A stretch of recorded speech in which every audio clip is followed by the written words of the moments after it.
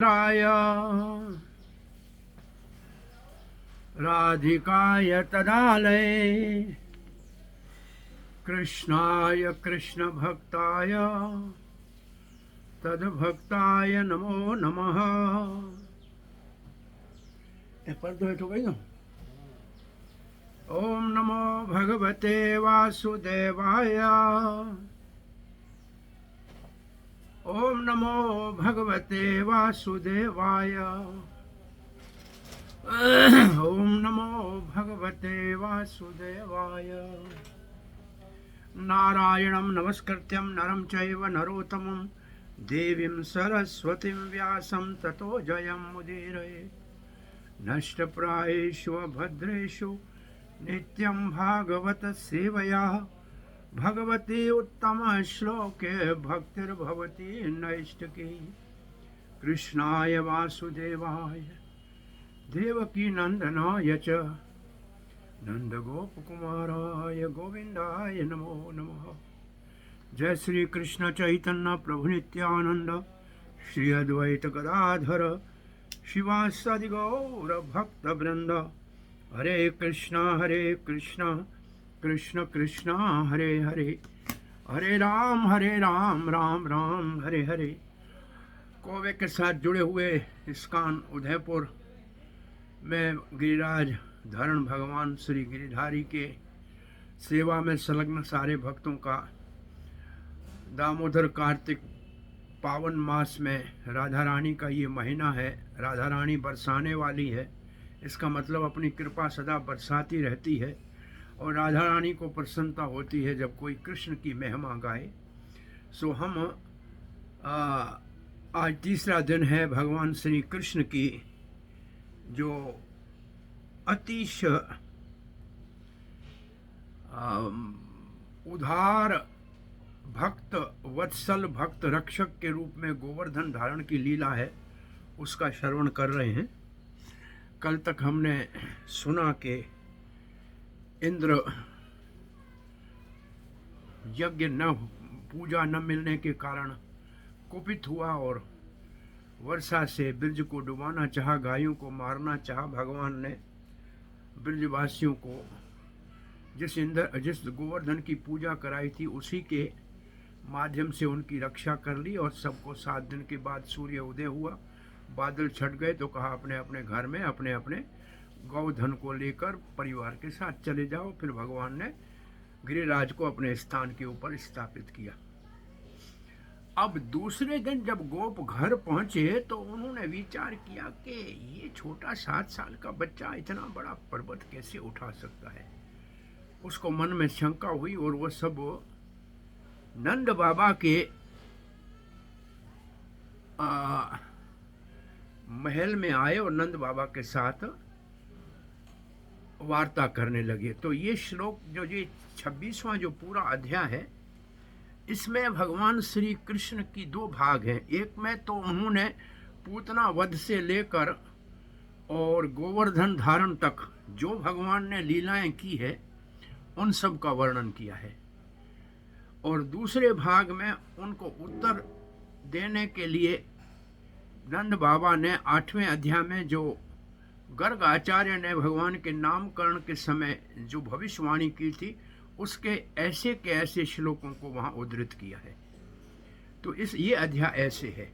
और हमको 27वां अध्याय भी आज दर्शन करना है, जिसमें सुरभि गाय के साथ ब्रह्मा जी के कहने के ऊपर इंद्र आते हैं, भगवान को प्रार्थना करते हैं और भगवान से क्षमा याचना मांगते हैं। फिर सुरभि माँ भगवान का अभिषेक करती है, ऐरावत आकाश गंगा का जल लाते हैं और फिर भगवान को गोविंद की उपाधि देकर वो सब विदा होते हैं। और इस सारे भगवत जो महिमा गाई गई इसके ऊपर फिर गंधर्व तुमरु आदि नारद आदि वो पुष्प वृष्टि करते हैं और गान करते हैं। ऐसे ये 2 अध्याय पूरे होंगे। तो आइए हम धारावाहिक इसको सुनने का प्रयास करें श्रील प्रभुपाद की कृपा से। श्री सुखदेव गोस्वामी कहते हैं, एवं विधानी कर्माणि गोपः कृष्ण स वीक्षये अब घर जाके विचार किया कि ये 7 वर्ष का बालक गोवर्धन कैसे उठा सकता है। अतत वीर्य विध प्रोचुहु, इतना बड़ा शक्ति इसके अंदर कहां से आ गई। संभयेन सुविस्मितः, उन बड़े आश्चर्यचकित हुए। और आश्चर्यचकित होने के बाद उन्होंने क्या किया, यहाँ लिखा ये है, 2 बातें उन्होंने विचार किया। पहली बात ये विचार किया कि इतना बड़ा 7 वर्ष का बालक इतना पर्वत कैसे उठा सकता है। और दूसरी ओर ये हमारे घर में माखन चोरी करके खाता है और हम डांटते हैं तो रोता है, और हम इससे प्रेम करते हैं और ये कभी मिट्टी में खेलता है। तो ऐसे एक तरफ तो ये सामान्य बालक लग रहा है, और दूसरे ओर ये देखते हैं तो बड़े आश्चर्य कार्य करते हैं। तो ये कारण क्या है। बालकस्य यद एतानि कर्माणि अति अद्भुतानि वही, बालक के इन अद्भुत कर्मों को देखकर कथम हरे असौ जन्म, अरे इतना बड़ा शक्तिशाली बालक हम गोपों के घर में कैसे जन्म लेगा। ग्रामेषु, हम तो गांव वाले हैं।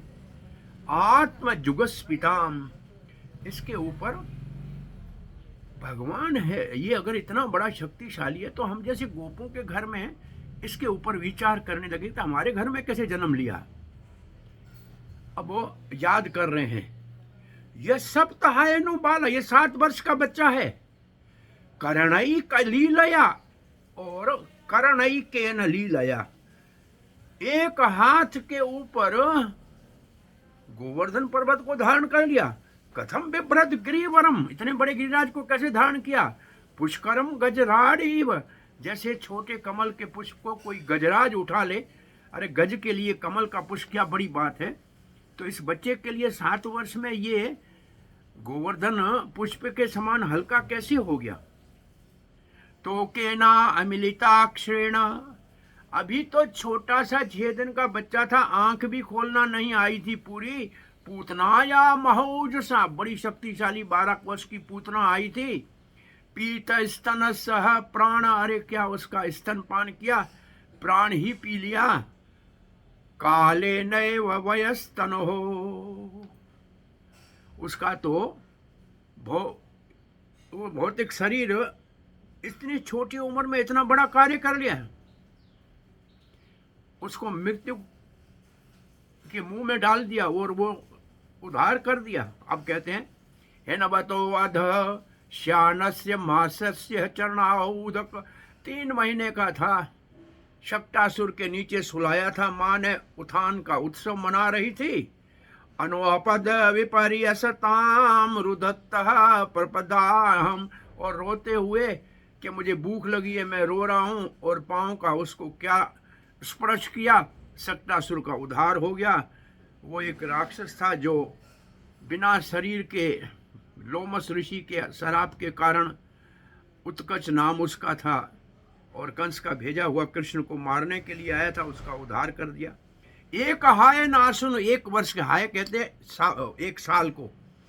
एक हाय न आसीनो ह्रियमाणो विहायस्या दैत्य सह तृणावर्तम, 1 साल का था तो भारी होके माँ के स्तनपान करते हुए माँ ने नीचे रख दिया यशोदा ने, और मामा कंस का भेजा हुआ ये हेलीकॉप्टर तृणावर्त उनको घुमा के आकाश में ले गया। अकंठ ग्रहा अवतरम, और उसने लगा, उसको ऐसे लगा, पहले तो थोड़ी देर घूम के आनंद ले लिया, फिर उसके गले में काले पत्थर की तरह ऐसा भारी लगा, और उसको सर के बल आके वापस ब्रज में गिरा दिया और उसको भी मार दिया। और अब आगे कह रहे हैं, क्वचद दैत्यांगवः स्तैनै मात्रा बध उल्खले गच्छन् अर्जुनयोर मध्ये बाहुभ्याम ताव आपातयत, क्या माता ने मटका फोड़ने के ऊपर उखल से बांधा था, 2 पेड़ों के बीच से गया और वो अर्जुन के पेड़, उनका उद्धार नल कुबेर और मणिग्रीव का कर दिया। कैसा ये अद्भुत बालक है, हमको समझ में नहीं आ रहा है। आगे की लीला में कहते हैं, वने संचार्यन वत्सान स रामो बालकैः वृतः हन्तु कामं बकं द्रोभायं दोरभ्यां मुखतो अरिम अपावट्यात्। बालकों के साथ भगवान खदिर वन में जब चढ़ा रहे बछड़े चरा रहे थे तो बकासुर नाम का पूतना का भाई असुर आया था और भगवान में खेल खेल में उसको चीर के फाड़ के 2 दांतन के टुकड़े की तरह फेंक दिया था। हम समझ रहे थे कि ये सब नारायण की कृपा है, जिस नारायण की पूजा करते हैं सालंग्राम की आप नंद बाबा, उसकी वजह से ऐसे हो रहा है। लेकिन आज हम समझते हैं कि ये सब इसका काम है, ये इसने किया है। वत्सेषु वत्स रूपेण, और जब भगवान बछड़े चरा रहे थे तो वत्स रूप में वत्सासुर आया था। प्रविशंतम जिगाहम से, बड़े दुष्ट भाव से आया था कि कृष्ण को मार देगा। हत्वा न्यपातस्य तेना कपितानि च लीलया, और सुना हुआ था शायद वत्सासुर ने कि भगवान को जो लात मारता है उसके भगवान चरण सहलाते हैं, जैसे भृगु के सहलाए थे। वो लात मारने लगा, भगवान ने उसके दोनों पांव से पीछे पकड़ के घुमा के कपोत वृक्ष के ऊपर फेंक दिया और मर गया। हतवारा सब दैत्यम तदा बंधुम च बलान्वितः चकरे तालवनम क्षेमम परिपक्व फलान्वितम। अग्वाल बाल भगवान के संग में वन में गैया चरा रहे थे और सुगंध आ रही थी ताल के पके हुए फलों की, परंतु कोई खा नहीं पाता था क्योंकि वहाँ बहुत बड़ा असुर जो है, कौन सा असुर यहाँ लिखा हुआ है, धेनुकासुर। तो उस वक्त भगवान ने बलराम के माध्यम से स्वयं नहीं मारा। उसके 2 कारण है। एक तो वो बलि महाराज के वंश में थे, तो भगवान ने प्रहलाद को वचन दिया था कि आपके वंश का मैं हत्या नहीं करूंगा, और उसका नाम धेनुकार था। और भगवान ने कहा मैं तो धेनु चारण करता हूं, तो इसको मारना मेरे लिए उचित नहीं है। और बलराम जी ने जब वृक्षों को हिलाया तो वो मूर्ख आया और भगवान बलराम जी ने दोनों पांव से पकड़ के पहले तो उस मूर्ख गधे के रूप में जो धेनुकासुर आया था उसका उतार किया, एक पेड़ से दूसरा करके धड़ाम से पेड़ों के बाद पेड़ गिरने लगे, फल गिरने लगे, और गधे आए जितने भी उसके परिवार के सबको मार दिया। अरे गधों का छुआ हुआ फल तो ग्वाल बालों ने नहीं खाया, लेकिन अंतिम जी वहाँ जो रहते थे उन्होंने उसको खाया। और आगे लिखते हैं आशीविष्टम मा इंद्रम दंशत विमदम हरतात् परस्यौ उदवास्य यमुनाम चकरे असौ निर्विशोधकाम। जमुना के जल को विशेष रूप से शुद्ध कर लिया। क्या कैसे? वो कालिया सर्प जो बैठा था ना, उसको भगवान ने वहां से भगा दिया रमणीक द्वीप वापस, और यमुना के जल को पवित्र कर दिया। जो जमुना के हृदय में रह रहा था, ये कालिया के दहन की लीला को बताया। दुश्चय चानुरागो अस्मिन् सर्वेशा। अब यहाँ तक के असुर मारने की बात पूरी करी, कहा कि इन सब को मारा इसी ने मारा है। आज हमको ये विश्वास हो रहा है, पहले हम सोच रहे थे कि नारायण की कृपा से हुआ है या किसी देव की कृपा से हुआ है, परंतु अब आज हमने समझ लिया कि इसी ने मारा है। और फिर अपनी बात कह रहे हैं, दुस्तेज चानुराग अस्मिन्, इसमें हमारा जो अनुराग है उसको तो हम त्याग ही नहीं सकते हैं।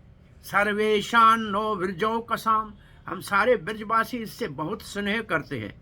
नंदते तन्या अस्माओ, ये नंद जो आपका पुत्र है ना, इसके प्रति हमारा बहुत स्नेह है। तस्यापि औतकति कथम, फिर भी ओतपतिक कहा। ओतपतिक का मतलब है ये स्वाभाविक हमारा इसके साथ स्नेह है। क्या कारण है, कैसे स्नेह है, क्यों स्नेह है? ये लगता तो छोटा सा बच्चा है, परंतु इसने काम ये ऐसे अद्भुत किए हैं, कैसे हम इसको समझें? ये परमात्मा है क्या? अरे भाई, प्रेम आदमी पहले तो अपनी आत्मा से करता है और आत्मा के बाद परमात्मा से प्रेम करता है। तो क्या ये परमात्मा क्या है? क्व सप्ताहेन बालः क्व महाअद्रि विधारणम, कहाँ 7 साल का बच्चा और कहाँ ये बहुत बड़ा 21 किलोमीटर का अद्रि पर्वत गिरिराज। ततो न जायते शंका, इसलिए हमको इसके अंदर संदेह हो रहा है, ये आपके घर में किसको आपने छुपा के रखा है। विरजनाथ त्वात्मजे, आप विरज के नाथ हो, आपके पुत्र के विषय में हमें संदेह हो रहा है, ये कोई देवता है, परमात्मा है, कौन है, जरा बताइए तो सही। आप हमसे छुपा के क्यों रखा है, ऐसा काम इसने कैसे। तो नंद बाबा क्या कहते हैं, श्रूयताम में वचो गोपा, हे गोपो मेरे वचनों को सुनो। यह तो संकचवो अर्भके, अगर आपको मेरे बच्चे के ऊपर संदेह हुआ है तो सुनिए। एनम कुमारम उद्देश्य गर्गो में यद उवाच, जब ये छोटा बालक था और गर्ग आचार्य जो यदुवंशियों का पुरोहित है, वसुदेव के भेजने के ऊपर हमारे घर में इन बच्चों का नामकरण संस्कार करने आए थे, तो हमने छुपा के नामकरण किया था, क्योंकि गर्ग आचार्य ने कहा था बड़ा प्रोग्राम मत करना, नहीं तो कंस को संदेह हो जाएगा। उस समय जो गर्ग ने मुझे कहा था, मैं आपको बता रहा हूँ, आज तक नहीं बताया, 7 साल।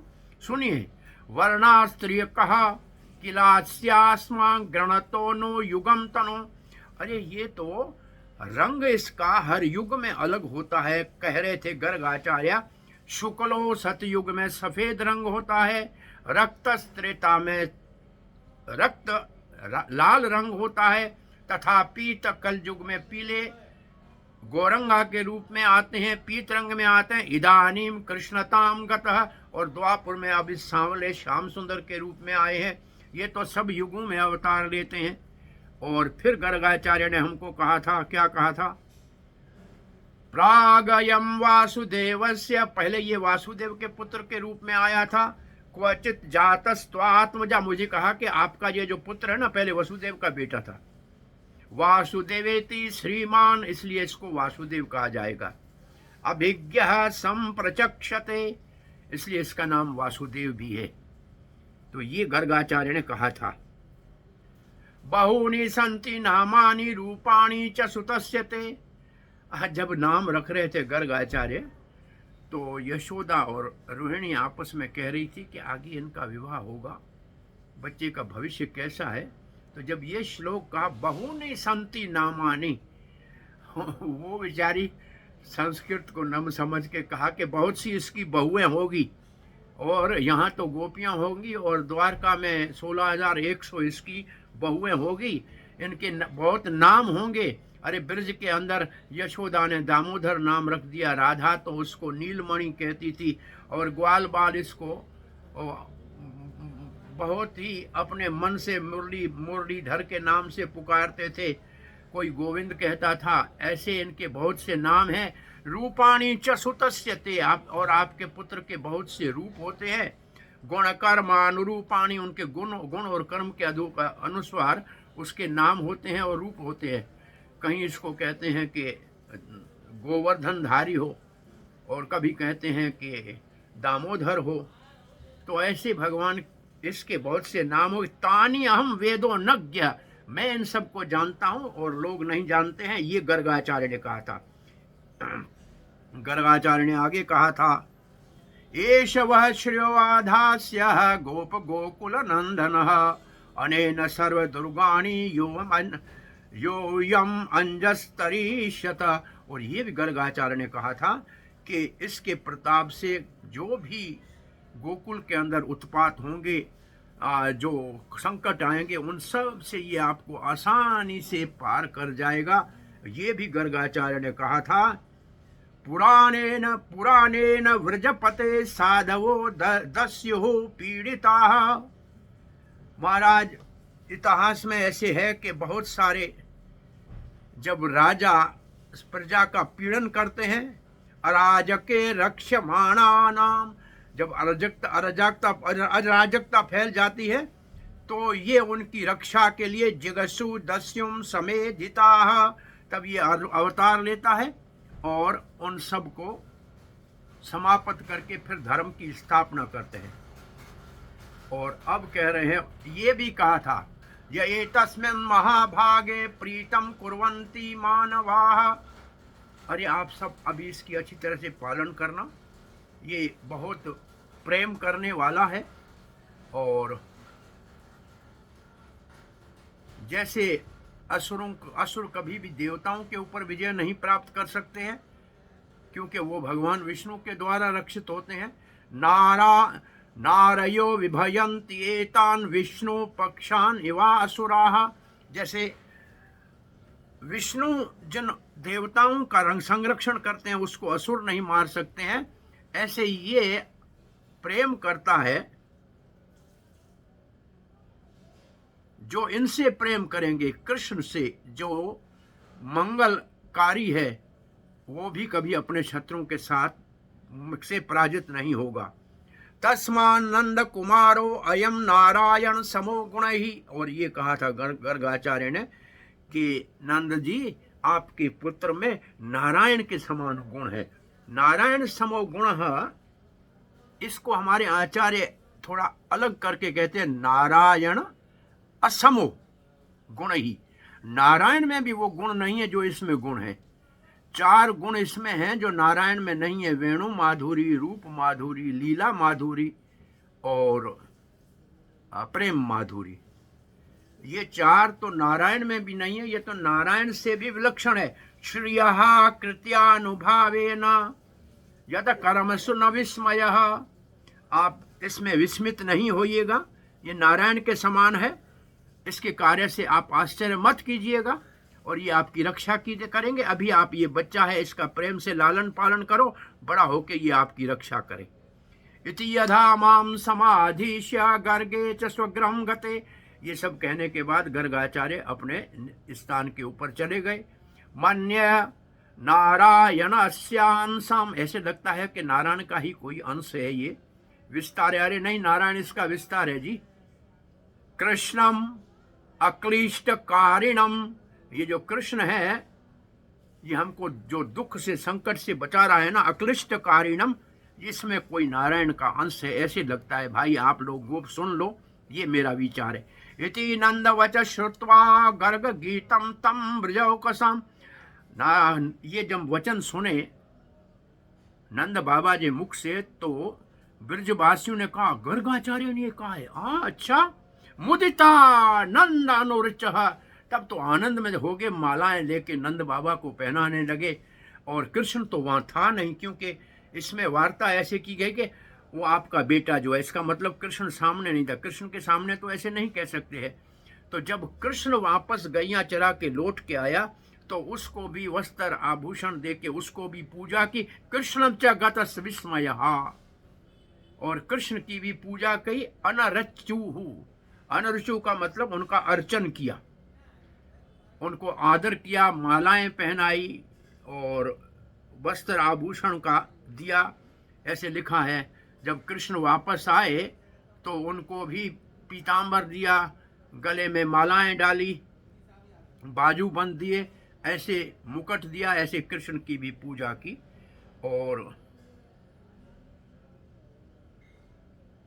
और इसके ऊपर वैशंपायन ने बड़ा लंबा सा प्रवचन किया है हरिवंश पुराण में। और यहाँ हमारा ये अध्याय पूरा होता है और ये अंतिम श्लोक है इस अध्याय का। देव वर्षति यज्ञः विपल्वः रुषा व्रजाश्रमः वर्षानिलैः सीदत पाल पशु स्त्रियः आत्मशरणं दृष्ट्वानुकम्पते उत्सनयन् उत्पाटयैककरेण शीलम् अबलो लीलौचिलिन्दरां यथा बिभर्त गोष्ठम् अपान् महेन्द्र मदभीत प्रियां न इंद्रो गावाम। ये श्लोक ये ब्रजवासी कह रहे हैं, अरे इंद्र क्रोधित हो गया जब उसका यज्ञ बंद कर दिया गया। उसने आंधी तूफान के साथ ब्रज को डुबाना चाहा। कृष्ण ने गोवर्धन को धारण करके हम सब की रक्षा कर ली, और उसके लिए तो ये छोटा सा मशरूम जैसा था। और इसलिए हम कहते हैं कि गायों की रक्षा की है। इसलिए ये गोविंद, ये जो वास्तव में इंद्र के मद का दमन करने वाला है, हमारे से प्रसन्न हो जाए। इस अध्याय के अंत में ये श्लोक कहा गया है। अब हम अगले अध्याय में जा रहे हैं, 27वें अध्याय में। उसमें सुखदेव गोस्वामी कहते हैं, श्री सुकवच गोवर्धने धृते शैले आशाराद रक्षिता ब्रजे। भगवान ने गोवर्धन को धारण करके ब्रज की रक्षा की। गोलोकाद आवर्जत कृष्णम सुरभि शक्र एवच। अब उस समय शक्र कहते हैं इंद्र को, 100 अश्वमेध यज्ञ करने वाले इंद्र को कहते हैं शक्र। और सुरभि को लेके आया। गोलोकात जो यहाँ लिखा है, ये गोलोक भगवान का जो धाम है, वहां से नहीं आई है सुरभि। स्वर्ग के पास में एक भौतिक जगत में सुरभि गाय का स्थान है, उसको गोलोक कहते हैं।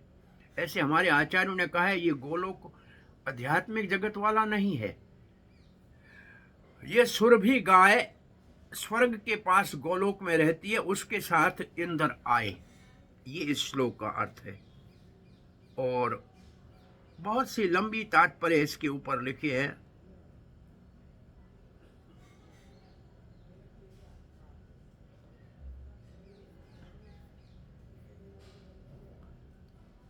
विवेक्त उपसंगमया व्रीडितं कृतहेलनः पस्पृशः पादयोरेनं क्रीटिनार्क वर्चसा। इंद्र जो आया ना, वो एकांत के स्थान में आया। कहते हैं क्या हुआ कि भगवान को मालूम है कि इंद्र आएगा, तो उस दिन भगवान किसी को साथ नहीं ले गए। इस भाव से गए कि गिरिराज के ऊपर इंद्र ने कोई वज्र का पात तो नहीं किया है, कुछ चोट तो नहीं लगी है। तो गिरिराज की तलहटी में भगवान जाके बैठ गए और विविक्त, वो एकांत में अकेले बैठे हुए थे। उपसंगमया, वहां इंद्र उनके पास चले गए। व्रीडित, इंद्र क्यों कैसे गए? बहुत ही लज्जित थे, सर नीचे था। कृत हेलना, क्योंकि उसके द्वारा भगवान का अपमान किया गया था, अनादर किया गया था, व्रजवासियों के प्रति आघात करने का प्रयास किया हुआ। इसलिए क्या किया इंद्र ने? स्पर्श पादयोर एनम, भगवान के चरणों को सीधा हाथ लगाने की हिम्मत नहीं की, तो अपने मुकुट के कीट कहते हैं मुकुट को, उससे छू के भगवान के चरणों को और हाथ जोड़ के प्रार्थना करने लगे। देखा कि भगवान एक अकेले बैठे हैं और कोई साथ में नहीं है। और क्योंकि सबके सामने भगवान का भक्त है इंद्र, वो आके ऐसे पूजा अर्चना करेगा तो सबको आश्चर्य होगा कि ये भगवान है क्या, इतने बड़े देवता इसकी पूजा कैसे कर रहे हैं। कहते हैं कि ग्वाल बालों में छुप के देख रहे थे पेड़ों से कि बड़े बड़े देवता कृष्ण की पूजा कर रहे थे। आश्चर्य उनको लगा, परंतु भगवान एकांत के स्थान में थे और इंद्र को लज्जित नहीं करना चाहते थे और बड़े ही एक आनंद की मुद्रा में बैठे हुए थे, प्रसन्नचित बैठे हुए थे। इंद्र को लगा कि भय नहीं हुआ, क्रोधित नहीं है, और उसने आके प्रणाम किया। और प्रणाम कर गया क्यों? और लज्जित होके और कह रहा है, दृष्ट श्रुतानुभावो अस्य कृष्णस्यामित अस्मित तेजसः। अब तो कृष्ण के शक्ति का उसको अनुभूति हो गई। कृष्णांश तेजसा, और कृष्ण के असीम जो तेज था उसका अनुभव हो गया। नष्ट त्रिलोकस्य मद, और नष्ट त्रिलोक ईश मद इदम आहा कृतांजलि। और समझ गया कि हमारे तीनों लोकों में मैं नाथ हूँ, मैं अपने आप को तीनों लोकों का स्वामी मानता हूँ। उसके अंदर जो मद और अहंकार आया था उसको इन्होंने नाश किया और फिर हाथ जोड़ के भगवान के सामने, कृत अंजलि कहते हैं हाथ को, भगवान के आगे हाथ जोड़ के ऐसे खड़े हो गए। प्रणाम करे, उठे, हाथ जोड़ के खड़े हो गए, क्योंकि भगवान के असीम प्रभाव को जान चुके थे।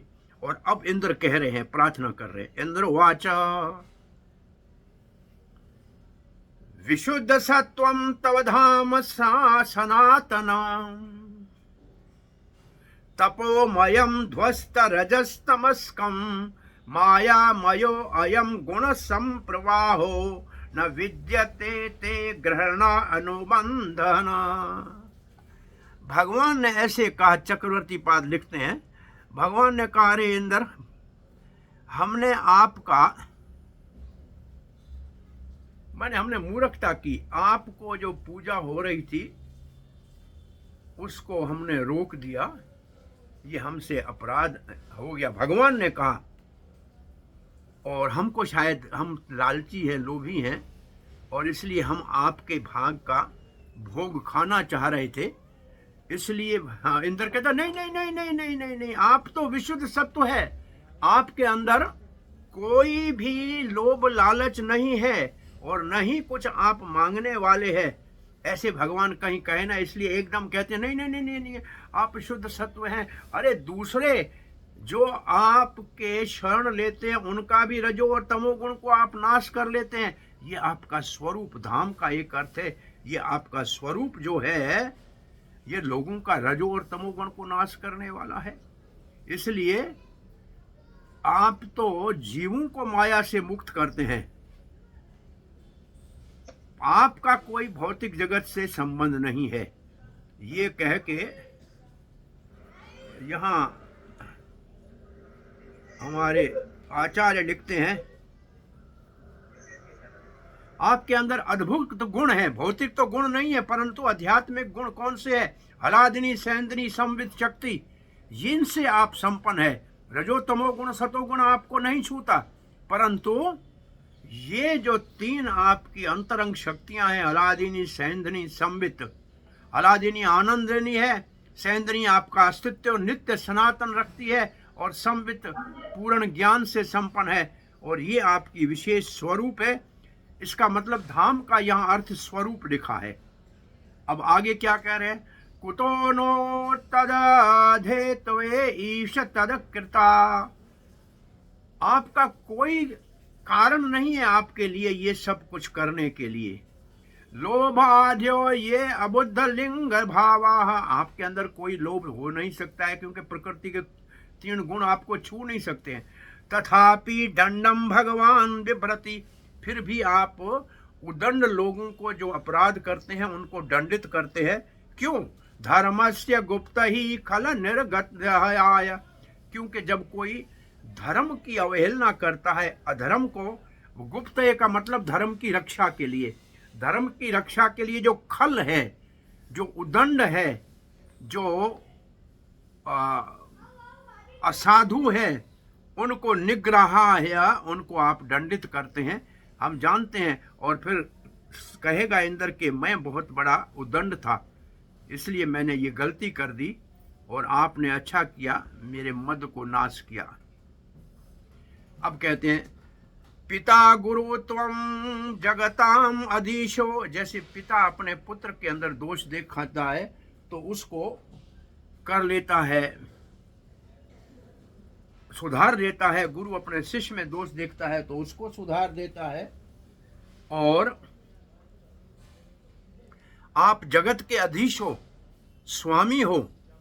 दुर्त यह काल उपात दंडम, अच्छा किया, समय के अनुसार हमने, हमारे को आपने दंड दे दिया क्योंकि हम अहंकार के मद में। हित्वा चैच्छा तनु भी समीह से मानम विधुन्नम जगतीश मानिना। अब कहते हैं पापियों को आप दंडित करते हैं, इसलिए आप जो अहंकार झूठा आ जाता है और जो अपने आप को स्वामी संसार का मानने की मूर्खता करते हैं, उनको आप दंडित करते हैं। मैं समझता हूं आपने जो किया उचित किया। और यह मद विधाज्ञा जगतीश मानिना, ये मद मैंने, ये मद विधा मेरे जैसे, ये मद विधा जो मेरे वैसे जैसे अज्ञानी है, अज्ञा, जगतीश मानिना, अपने आप को जगत का ईश्वर मानते हैं। त्वाम वीक्ष्य काले अभयम आसु तन मदम, अच्छा किया आपने, आप तो भय मुक्त हैं, आपने अच्छा किया, मेरे मद को चूर चूर कर दिया। हित्वार्य मार्गम, क्योंकि मैंने आर्य मार्ग छोड़ दिया था, धर्म का मार्ग छोड़ दिया था।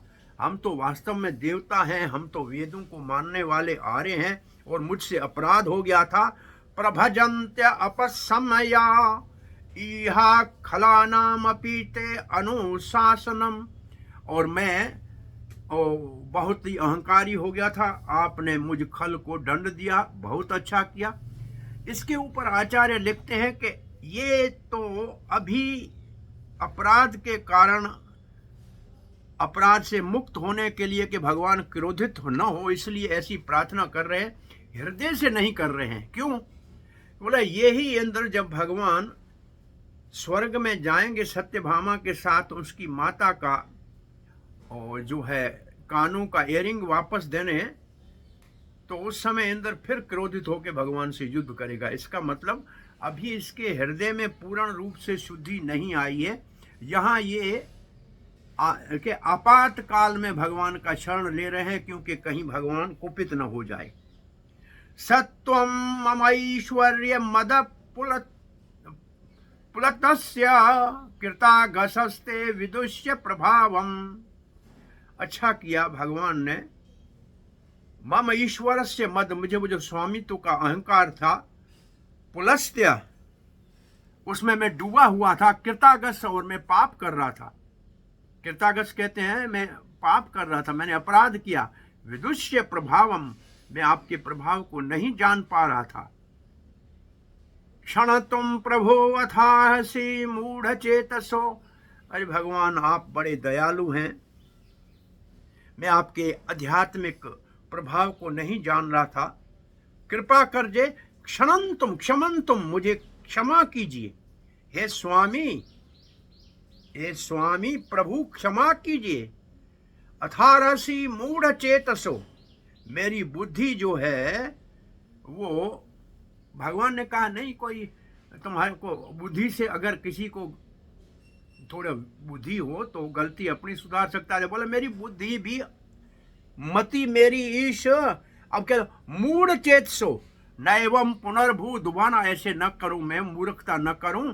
मति ईश में सती, अब मेरी बुद्धि को आप पवित्र कर दो, शुद्ध कर दो, ये सती मति आपके चरणों में सदा लगी रहे, ऐसे मेरे ऊपर कृपा करो। ये इंद्र अभी और प्रार्थना में आगे कह रहे हैं, तब अवतारो अयम अधोक्षजय, आपका ये अवतार है, आपको जानना इंद्रियों से परे है। भुवो भाराणम उरुभार जन्मनाम, आप तो धरती का भार उतारने के लिए जन्म लेके आए हैं। चामोपति नाम अभया अभवाय देव भवाय युष्म चरणानुवर्णितम, आप धरती के भार उतारने के लिए अवतार लेकर आते हैं, नाना अवतार लेते हैं, और उसके साथ आप उनका भला करते हैं जो आपके चरणों का आश्रय लेते हैं श्रद्धापूर्वक, उनका आप हित करते हैं, उनके आप हितैषी हैं। और ये कह के इंद्र जी कहते नमस्तुभ्यं भगवते पुरुषाय महात्मने वासुदेवाय कृष्णाय सात्वतां पत्यये नमः। आपको नमस्कार करते हैं भगवान, आप पुरुषाय महात्मने, आप महान पुरुष हैं, जो सबके हृदय में परमात्मा बैठा है वो आपका अंश है। कारुणदक्षाई विष्णु जो सृष्टि करता है वो आपका अंश है। गर्भोदक्षाई आपका अंश है। हरे कृष्ण प्रभु, मैं कमरे में बैठा हूँ, क्लास दे रहा हूँ, 10 मिनट में फ्री हो जाऊंगा, 15 में। वासुदेवाय, आप सर्वत्र बसते हैं।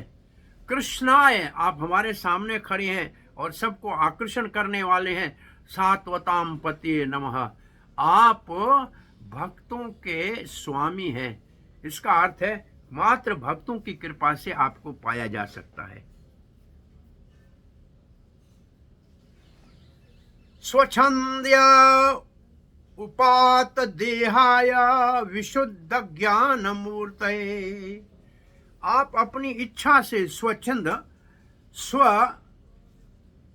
जो आपके भक्त हैं उनकी इच्छा को पूरी करने के लिए उपात, आप कोई भी रूप धारण कर लेते हैं। देहाय विशुद्ध ज्ञान मूर्ति है, और आपका वो देह विशुद्ध सत्व का होता है, ज्ञान मूर्ति होता है।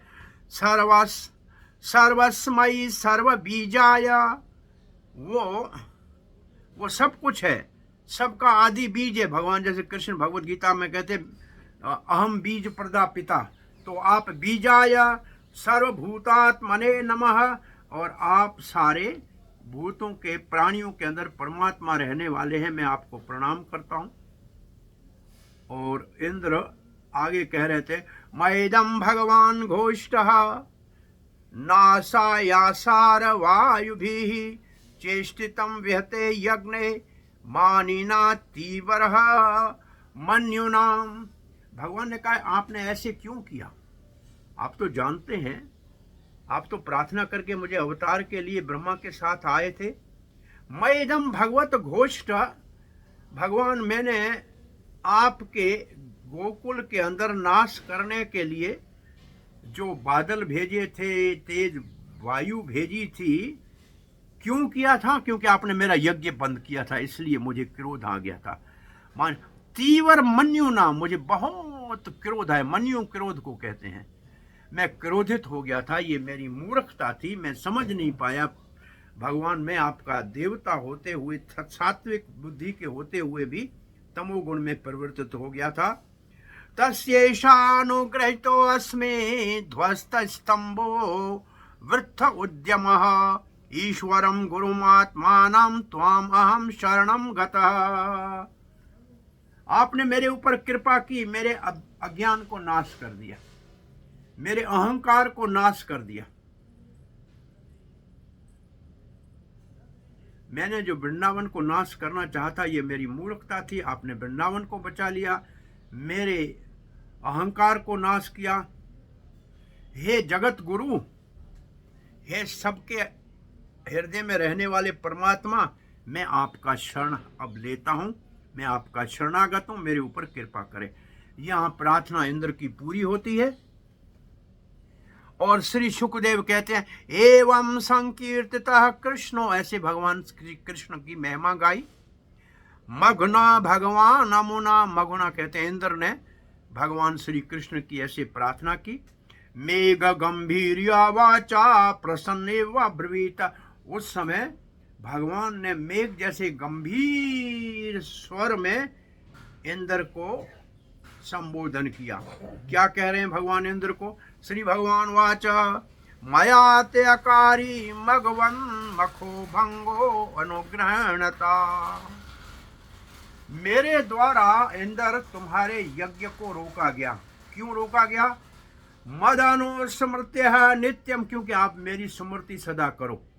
अहंकार आपको मेरी याद को भुला चुके थे, इसलिए मद अनुस्मृत्य नित्य, आप मेरी सदा के लिए सुमरण करो, इसके लिए मैंने आपको यज्ञ बंद किया था।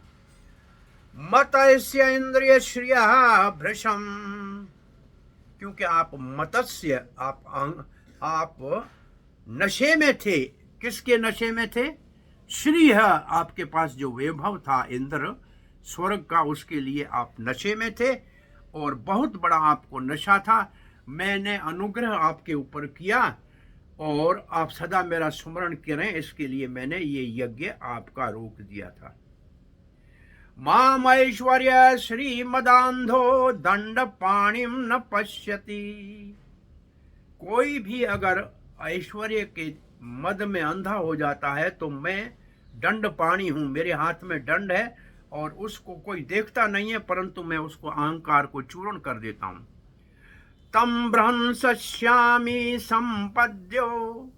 संपद्यो यस्य इच्छामि अनुग्रहम, और मैं उसी को दंडित करता हूं जिसी के ऊपर अनुग्रह करना चाहता हूं, सबके ऊपर नहीं।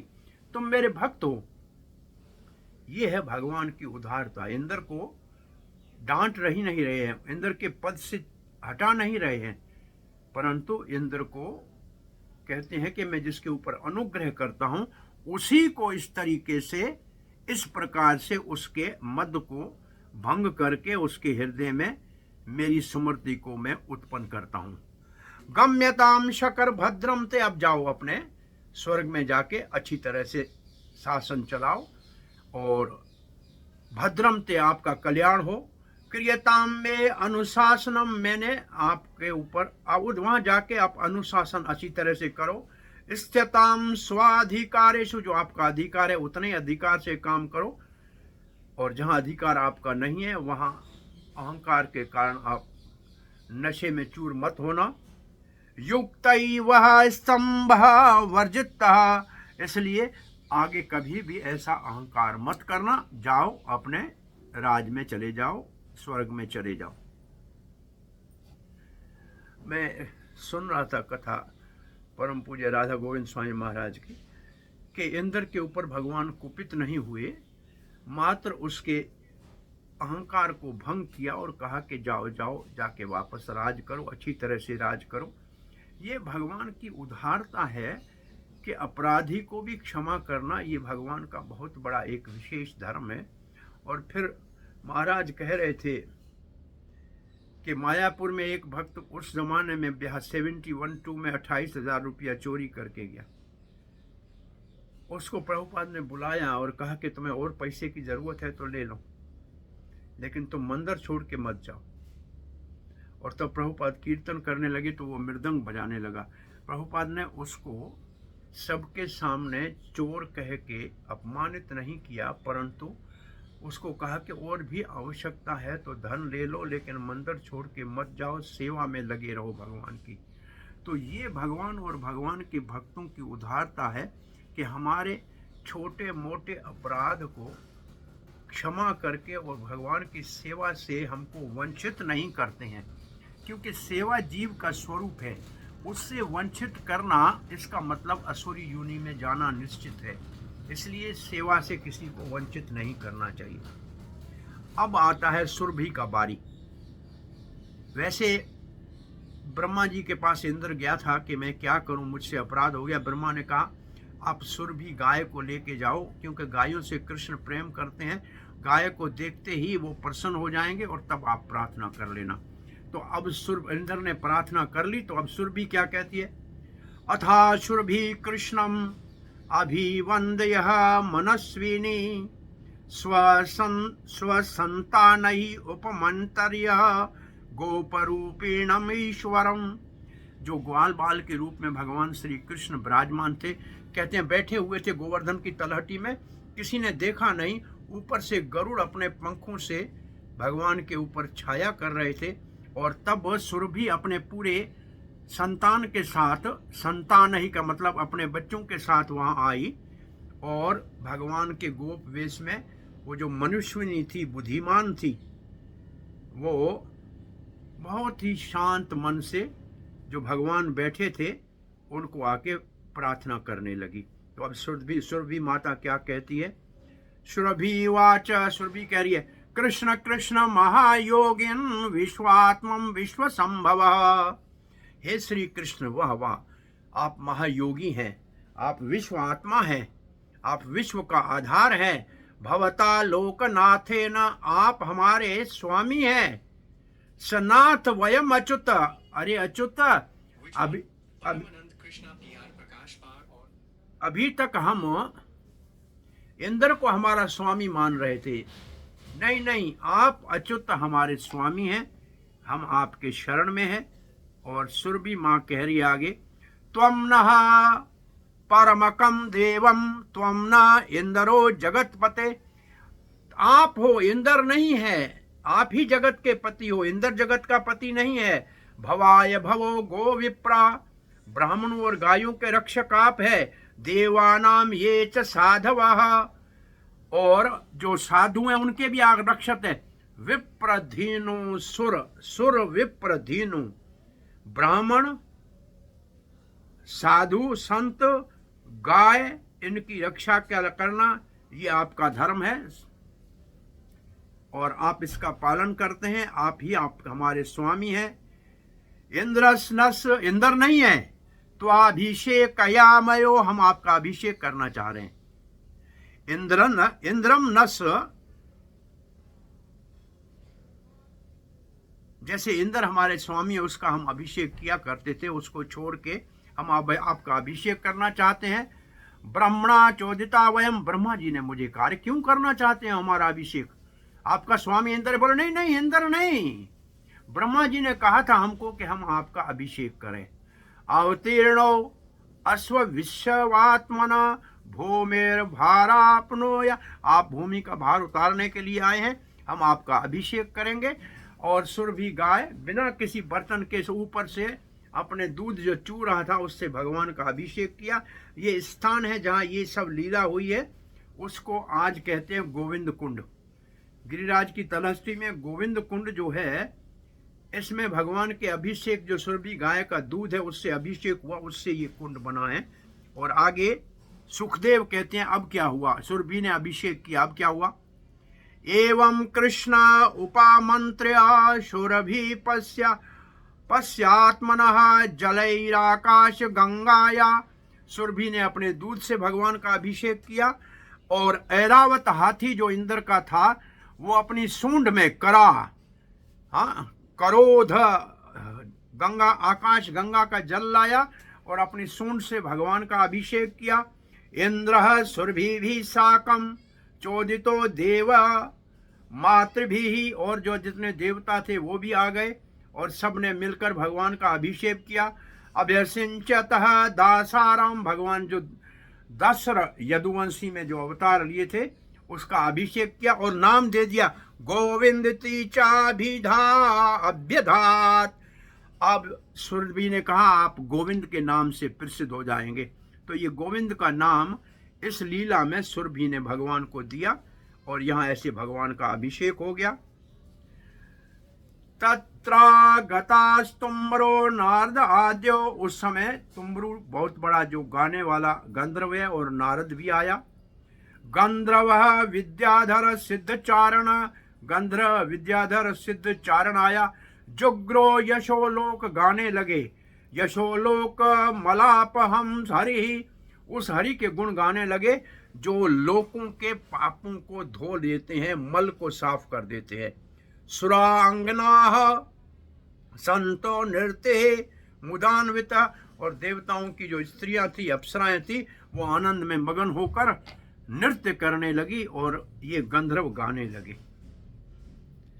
ताम तुष्टो देव निकाय के तव है अवाकितम चा भूत पुष्प वृष्टि भी, और प्रसन्न होकर सारे देवता आकाश से पुष्प की वृष्टि करने लगे। लोकाः पराम निवृत्तम आपनम स्तर्यो गावम तदा गाम अनन्य पयो द्रुताम, और उसके उपरांत सब तीनों लोग प्रसन्न हो गए। और गाय उस समय जो आई थी सुरभि के साथ, वो अब भगवान की गायों को भी अपने वंश की मानने का भाव करके और पृथ्वी के ऊपर अपने दूध से उसको सींच दिया। ये शुभ है कि धरती के ऊपर भगवान गाय का दूध गिरना चाहिए, रक्त नहीं गिरना चाहिए। जहाँ गाय का रक्त खून गिरता है वो धरती कभी शांति से, उस धरती के ऊपर कोई शांति से नहीं रह सकता है। सबसे बड़ा इस वक्त अपराध संसार में जो अन्याय और घोर पाप हो रहा है वो गौ हत्या हो रही है। गौ का खून धरती पे गिरता है जहाँ, वहाँ कभी शांति नहीं हो सकती। और दूसरा बड़ा अपराध भ्रूण हत्या हो रही है, माँ के गर्भ में बच्चे को मारा जा रहा है, इसलिए सारे दुनिया में अशांति फैली हुई है। और आगे लिखा है नाना रस अवगाहा सरितो वृक्षः आस मधुस्व। अब तो नदियों के सरिता, जो नदियां थी वो बड़े आनंद में बहने लगी, वृक्षों के अंदर से मधु चूने लगा। अकृष्ट पचौषध्यो ग्रयो अभिरम, और जो पर्वत है उनके अंदर से मणि माणक और औषधियां ये सब मिलने लगी। इसका मतलब चारों ओर अब समृद्धि हो गई। कृष्णे अभिषिक्त एतानि सर्वाणि कुरु नंदन, हे सुनो परीक्षित महाराज, ऐसे कृष्ण का बहुत अद्भुत अभिषेक हुआ। निर्वैर्याणि अभवंसतात कुर्वाणि अपि निसर्गतः। परीक्षित महाराज, ऐसे बड़े भगवान के अभिषेक हो गया तो सारे प्राणी, यहां तक के जो क्रूर थे वो भी शत्रुता को छोड़ के और बहुत ही दिव्य भाव को प्राप्त किया। शत्रुता समाप्त हो गई। जैसे महाप्रभु झारखंड पार से आ रहे थे तो हिरण और शेर आलिंगन कर रहे थे, ऐसे भगवान श्री कृष्ण के इस अभिषेक से शत्रुता सारी समाप्त हो गई। अब अंतिम श्लोक को पढ़ते हैं। इति गोकुलपतिं गोविन्दमभिषिच्य सः अनुज्ञातो ययो शक्रो वृतो देवाद्भिर्दिवम्। इति गोकुलपतिम, ऐसे गायों के और गोकुल के पति कौन, गोविंद को अभिषेक किया गया। अनुज्ञातो ययो शक्रो, उसके बाद देवराज इंद्र वृतो, चारों ओर से घिरा हुआ, देव आदि भी जो देवताओं से वापस अपने लोक स्वर्ग गए। यहाँ अपने ये 4 अध्याय गोवर्धन धरण वाले पूरे होते हैं। और अब आपका कोई प्रश्न जिज्ञासा है तो पूछ सकते हैं। आज हमने बहुत तीव्र गति से 2 अध्याय पूरे किए हैं। हरे कृष्ण।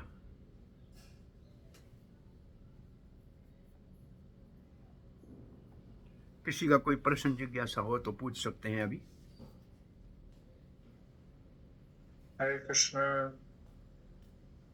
ये शैलजा माता जी बोलिए। हरे कृष्ण प्रभु जी। हरे कृष्ण बेटा। बहुत ही आनंद है प्रभु जी। बहुत सारे इतने दिन आपका सुना, जो रोज हम वेट करते थे, आपकी रोज हमको आपका उत्साह से हमको भी थोड़ा मिला इंस्पिरेशन, उत्साह करने का प्रभु जी। मेरा एक जिज्ञासा थी, जब इंद्र जैसे इतने वहाँ स्वर्ग के राजा हैं, उनको भी क्रोध आ सकता है, तो हमारे में कल्मश कैसे खत्म होंगे? हम तो कुछ भी नहीं है प्रभु जी। तो जो लोग भक्ति मार्ग में चल रहे हैं, जो भगवान की सेवा कर रहे हैं, सुमिरन कर रहे हैं, सब कुछ कर रहे हैं, तो उनमें भी कल्मश क्यों नहीं जाते प्रभु जी? कल्मश एक बात है कि ये सब चीजें स्वभाव से हमारे अंदर काम है, क्रोध है, लोभ है, मद है, मत्सर है, सब हैं। ये जाएंगे नहीं, बस इनका विषय बदलना पड़ेगा। अब हमको लोभ है धन में, दुनिया में, संसार में, फिर हमको लोभ को बदल के भगवान के दर्शन में, भगवान की कथा में, भगवान के नाम में लोभ करना पड़ेगा। लोभ नहीं जाएगा, लोभ का विषय बदल जाएगा। ऐसे क्रोध नहीं जाएगा, क्रोध का विषय बदल जाएगा।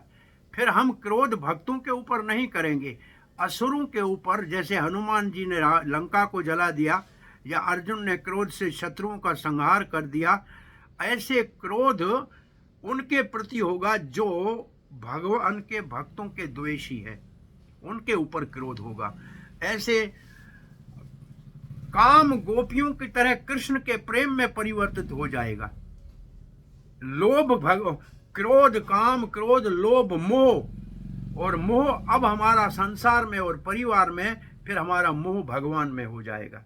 भगवान में मोह होना मुक्ति का रास्ता है, संसार में मोह होना बंधन का रास्ता है। और मत्सर्य, ईर्ष्या, ये हमारे को जड़ से दिल से निकालनी पड़ेगी, क्योंकि ईर्ष्या किसी से करने का कहीं हमारे को अनुमति नहीं है। ये दोष बहुत बड़ा भारी होता है। ये ईर्ष्या भगवान से करने के कारण हम इस संसार में हैं। तो ईर्ष्या को तो जड़ से उखाड़ के फेंकना पड़ेगा। और ईर्ष्या को फेंकने के लिए सब में गुणग्रही बनना पड़ेगा, दोष दृष्टि से बचना पड़ेगा।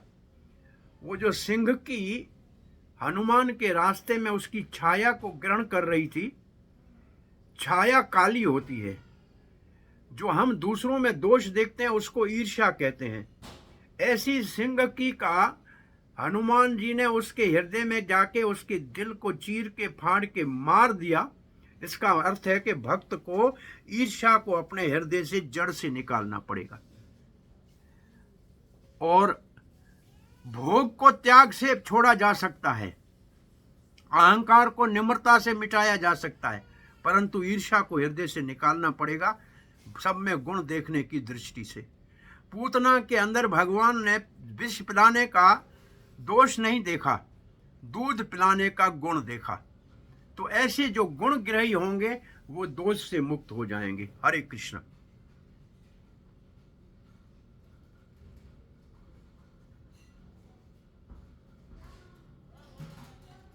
Yes, Ganesh Babu.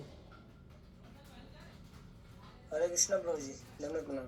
हरि बोल। प्रभु जी मेरा प्रश्न था, जैसे से भगवान ने प्रहलाद महाराज को वचन दिया था कि मैं अभी आपके कुल में किसी का वध नहीं करूंगा। तो जैसे अभी सुना कि धेनुकासुर है, उसका वध बलराम जी ने किया, तो बलराम जी भी तो कृष्ण के ही अवतार है। नहीं, कृष्ण अपने हाथ से नहीं किया, परंतु उपद्रव कोई करता है तो बलराम जी के द्वारा धेनाकुर का ये गर्ग संहिता में लिखा है कि बलराम जी के द्वारा भगवान ने धेनुकासुर का वध कराया। वो क्योंकि जो संपत्ति भगवान ने सबके लिए बनाई थी उसका आधिपत्य होकर किसी को खाने नहीं दे रहा था। राधा गोविंद स्वामी महाराज कहते हैं जैसे जो ऋतु का फल है उसको कोल्ड स्टोरेज में रख देते हैं, किसी को खाने को नहीं देते हैं, वो धेनुकासुर हो गए। तो भगवान ने कहा कि बाहर निकालो, मौसम का सबको खाने दो। तो ऐसे भगवान ने धेनुकासुर का वध किया, परंतु बलराम जी के द्वारा वध करने से भी उसका उद्धार ही होगा, लेकिन भगवान ने वचन दिया था, स्वयं अपने हाथों से नहीं किया। ये बाणासुर के विषय में भी ऐसे है कि वो सहस्र बाहु थे, वो बलि महाराज के वंश में थे, भगवान शंकर के अनुचर थे, तो भगवान ने उसकी सब बाजू काट दी। शंकर जी ने कहा मेरा भक्त है, छोड़ो। भगवान ने कहा मारूंगा नहीं, ये प्रहलाद का वंशज है, इसके केवल अहंकार को खत्म करके 4 भुजाएं छोड़ देता हूं। तो ये भगवान की लीला का भाग है, जिसके मारते हैं उसको भी उद्धार करते हैं, जिसको तारते हैं उसका भी उद्धार करते हैं। भगवान किसी द्वेष नहीं करते। हरे कृष्ण। हरे कृष्ण। मोहिनी माता जी, हरे कृष्ण प्रभु जी, दंडवत प्रणाम। दंडवत प्रणाम। जब वीडियो ऑन इंद्र ने एक बार पूछिए माता जी, हरे कृष्ण, हाँ प्रभु जी, हाँ जी, वीडियो ऑन कीजिए पहले। हाँ वीडियो ऑन कर, एक मिनट प्रभु जी। हरे कृष्ण प्रभु जी, दंडवत प्रणाम। दंडवत। प्रभु जी, जब इंद्र ने एक बार भगवान की शक्ति का अनुमान लगा लिया, फिर दूसरी बार उन्होंने कैसे युद्ध करने के लिए सोचा? यही तो माया का बहुत बड़ा प्रबल प्रभाव है। हम आज कथा सुनते हैं तो सोचते हैं कल से भक्त बन जाएंगे, लेकिन फिर वही कल वही काम करते हैं जो पहले करते आ रहे हैं। ये माया बहुत बड़ी प्रबल है, और ये हमारे वास्तविक ज्ञान को ढक देती है, और एक अपना छलावा एक ऐसा दुनिया दिखा देती है जिसमें हम फिर भगवान को भूल जाते हैं। तो इंद्र के इन बार बार अपराधों से हमको सीखना चाहिए कि बड़े बड़े देवता भी अपराधों से बच नहीं पाते हैं, तो फिर हमको कितना सावधान होना चाहिए। हम तो मानव है, हम तो रोज प्रतिदिन प्रतिक्षण हमसे अपराध हो सकता है। इसलिए निम्र भाव से पश्चाताप करते हुए सहनशील होकर तृणादपि सुनिचेर के भाव से तरोरपि सहिष्णुओं के भाव से हरि नाम लेना चाहिए। और हरि नाम हमारे अंदर इतना आत्मविश्वास पैदा कर देगा कि हमारे द्वारा फिर अपराध नहीं होंगे। तो नाम का आधार लेना चाहिए। स्वर्ग में इतना सुख है कि भगवान का नाम नहीं लेते हैं, इसलिए गलतियां होती रहती हैं। नरक में इतना दुख है कि लोगों को भगवान याद भी नहीं आता है। ये भौतिक जगत में मानव के शरीर में दुख और सुख का ऐसा मिश्रण है कि भगवान को याद करके भगवान को पाया जा सकता है।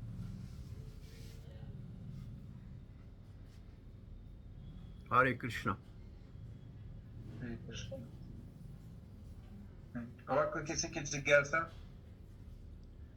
3 दिन का हमारा 4 अध्यायों का सत्र सुख से पूरा हुआ। आपकी कृपा से गुरु जी। मैं सुबह वही 6 बजे उठ के पढ़ के देखता था कि अध्यायों में लिखा क्या है। समय तो नहीं मिल रहा था, शरीर भी सहयोग नहीं कर रहा था, परंतु मैं पढ़ लिया सारा इस बहाने। बहुत विशेष कृपा हुई है प्रभु जी आपकी उदयपुर के भक्तों के ऊपर कि 3 दिन में आपने 4 अध्याय बड़ी सरलता से पूरे किए और सबने बहुत आनंद लिया, बहुत कुछ सीखने को मिला, बहुत से सिद्धांत आपने सिखाए, और भगवान से कामना करते हैं कि आपका संग हमको ऐसे मिलता है, आपकी कृपा हमारे को बनी रहेगी। मेरे को भी एक आत्मविश्वास हो गया। मैं सोच रहा था कि 1 घंटे में 1 अध्याय को पूरा करके पूरी भागवत का ऐसे मैं सारांश में दे दूं। तो अब इसमें अनुभव में मुझे हो गया कि 1 अध्याय में 1 घंटे में भगवान की कृपा से करने में समर्थ हो सकता हूं। तो ये मेरे को भी एक आत्मविश्वास हो गया इस अभ्यास में। हरे कृष्ण। एक बार प्रभु जी का हम हृदय Yes. से आभार व्यक्त करेंगे हरे महान कृष्णा, के हरे द्वारा, कृष्णा। और प्रभु के चरणों में प्रार्थना भी करेंगे कि जितना से उतना समय को देते रहें। सब लोग अनम्यूट कर लीजिए और एक बार मंत्र का उच्चारण कीजिए हृदय से। हरे कृष्ण।